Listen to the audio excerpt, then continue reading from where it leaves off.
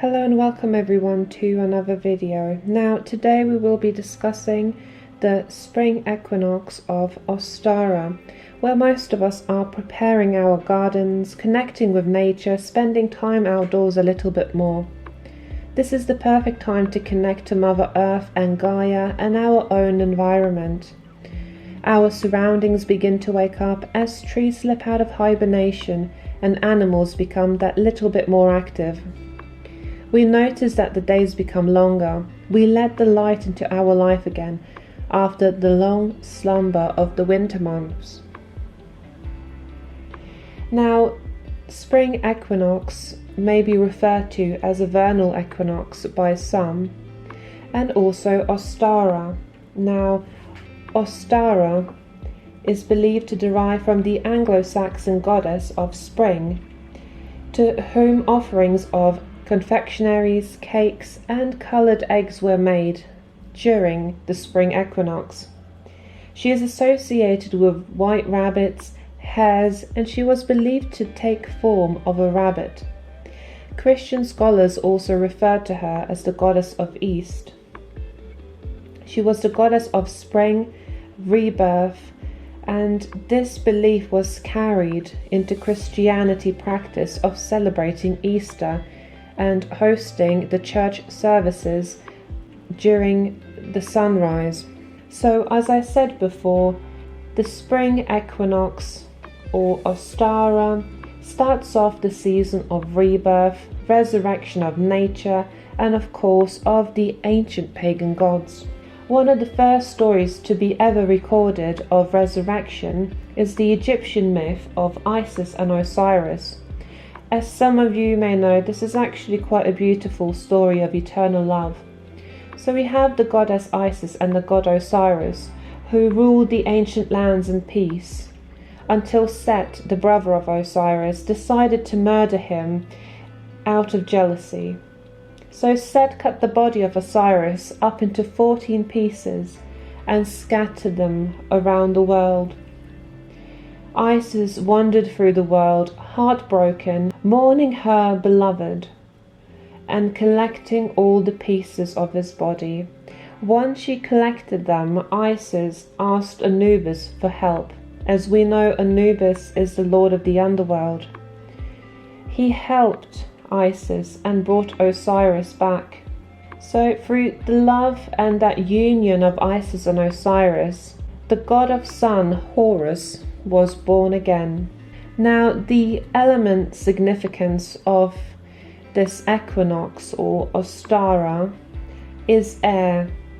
The direction is east, and the season, of course, as mentioned, is spring, and the time of day to perform a ritual and honoring is sunrise, as sunrises sort of symbolize rebirth, as a new day is being born again.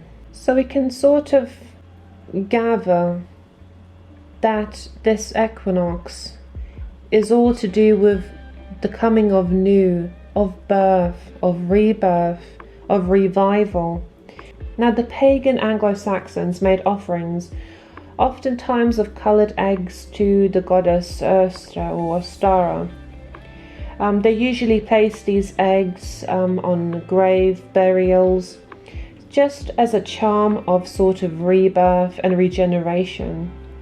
We also had the Egyptians who placed eggs in tombs, and the pagan Greeks placed fresh eggs on the graves of their deceased loved ones and family members. This sort of linked in with resurrection and coming into new life, being born again. They wanted to make sure that their loved ones are reborn and have plenty. So egg does not only symbolize rebirth, it also symbolizes having a lot, having fertility, richness, and love. There's stories of druids who used to also dye eggs in sort of red, scarlet shades of color in order to honor the sun. There are lots of different cultures around the world, such as Ukrainian culture and Slavic cultures, who colour and decorate their eggs. Now, before we get in any deeper, I'd like to talk about the cosmic occurrences. So on the March 19th, it's going to be the time to celebrate Ostara. It is the day of our spring equinox in the northern hemisphere. This is a time of balance and equality. Also, we have just after March the 19th a full moon on the March the 25th. And this is going to be a full worm moon, which is no ordinary full moon, as it eclipses at 5 degrees of Libra. This is going to also be one of the 2 eclipses in a series of eclipses. The second one is going to be on April the 8th. Now, eclipses, as we know, are extremely potent with magic power. They can be also felt up to 6 months. So a Libra full moon puts the focus also on our relationships, on communication. So a full moon in Libra puts a lot of focus into our connections, into our relationships, and who you hang around with, basically.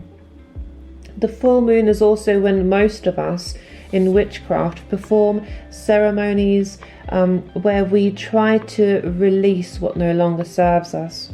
Between this full moon and the lunar eclipses, we enter a Mercury retrograde on April the 1st. A lot of energy during this Mercury retrograde, since it is in Aries. It's going to sort of move things along, like the energy is just going to start moving at a faster speed, but it may not be that easy for us.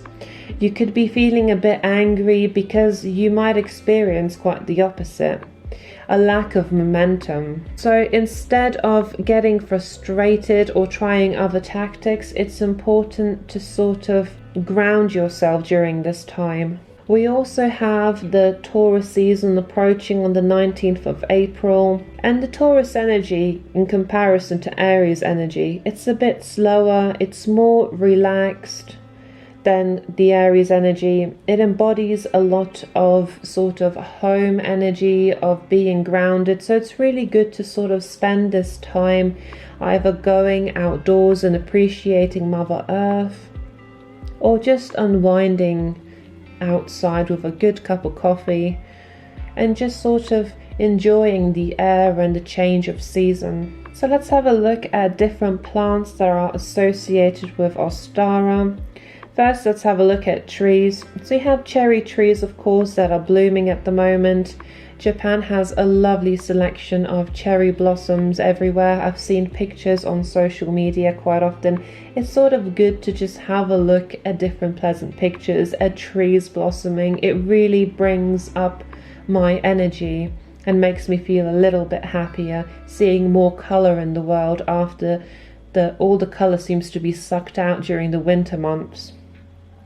So, cherry trees, we have apple trees, hawthorn and oranges, lemons and limes. So sort of citrus trees are really good for the season, as again they have this sort of freshness about them.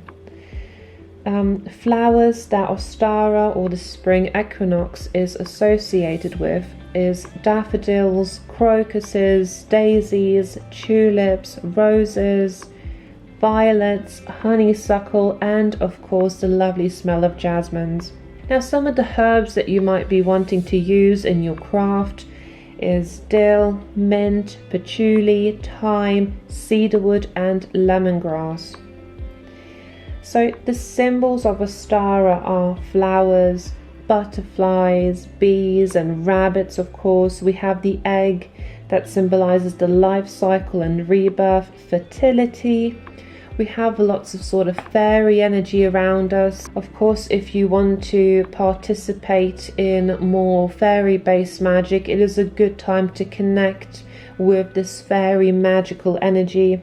And for me, a symbol of Ostara, funnily enough, is frogs, as a lot of times when you look at like children's books or just any illustrations, they're usually very bright and green and bouncy. They have this lovely earthly energy attached to them, And during spring, when I work out in the gardens and the allotments, I see a lot of frogs, funnily enough. So for me, this sort of Ostara and Spring Equinox, I associate with frogs. So let's have a look at the colors of Ostara. As you might have guessed, it's yellows and greens, oranges, but also more neutral sort of pastel shades. You have your sort of pastel lavender, baby pinks and blues.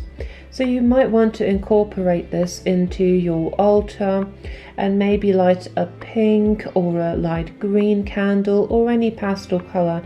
Even lavender, sort of purplish tones, are a good way to bring in that goddess energy. So some of the traditions and rituals that I'm planning to partake is planting a seed, but with intention. So letting the seed grow and sort of nurture my ideas along with it.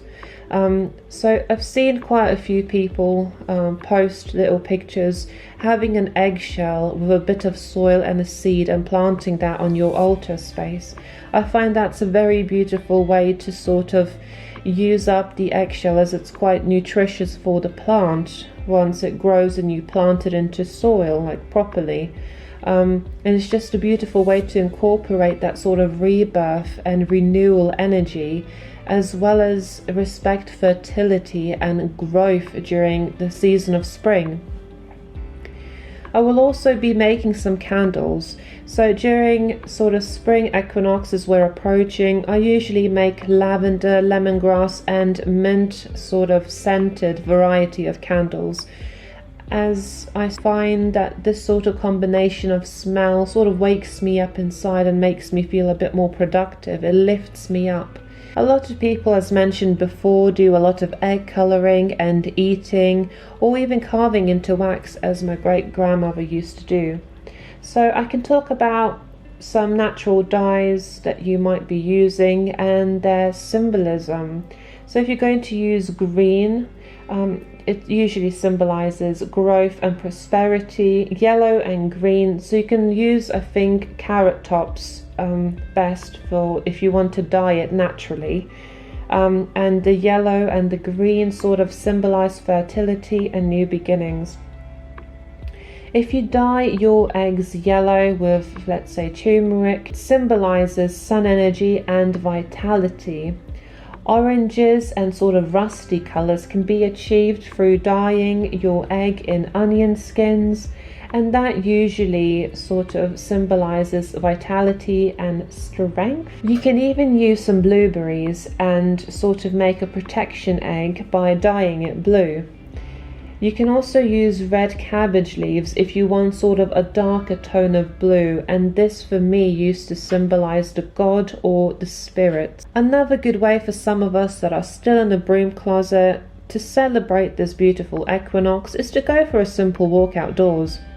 You can also think of ways to sort of honor the goddess or the pantheons of your choice. So you might want to sort of dedicate a little, not a prayer, but like a little chant, or light even a candle in honor of Persephone, Freya, Osiris, or even the Green Man, Flora, and of course Gaia if you're more into the darker sort of goddess energy. You can decorate your home space or your altar with seasonal flowers, or again, if you are in a broom closet, you can try out new things, new hobbies. You can meditate and focus on finding your own balance. Northern and southern hemisphere, we experience a balance between daytime and nighttime hours.